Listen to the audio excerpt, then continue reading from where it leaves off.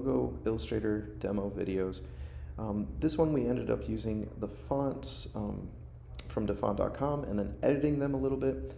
We ended up making our symbol or logo right here, using this little lion as a head for the BX Zoo, and we use the pen tool. Now, many of you have asked if you can use another tool. So what I would implore you to do is to start a new file and go back to your original drawings.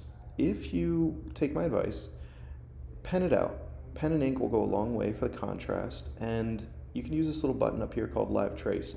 You can also find Live Trace down here, or Image Trace, where you can make and expand this. Now it's going to tell me that it'll take a little while, but in general, that's pretty much what I was going for. So if I come in here, I can delete points because it's the direct selection tool, and I can get rid of all of this stuff that I don't want. And in here, the only thing I would have to really worry about is, probably remaking this, because I don't want it to have these little jagged edges. If you wanted to use this and get rid of the edges, you can use the pen tool. It's located right here. And you can use the minus. See how it's all minus? You plus when you add and you minus when you subtract.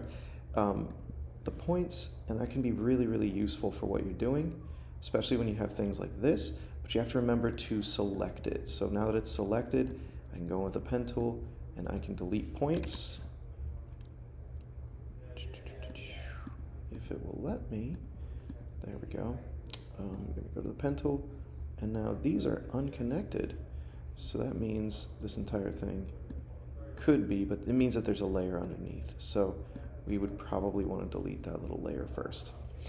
Anyways, this is great until you have to make those little edits because of things like this. It's okay if you wanted to, you could use the pen tool to like clean it up. It does take more time, and you do end up with those little fragments of things right here where you have to delete them so you can even see the lines that you're using, because it does interpret a lot of different layers. But again, if you want to use this, I implore you to watch video 3 on fonts, but otherwise this is totally fine with me as long as you learn how to use the pen tool to edit it so you don't end up with little stray pieces that are going to be very hard when you get into the final production rounds.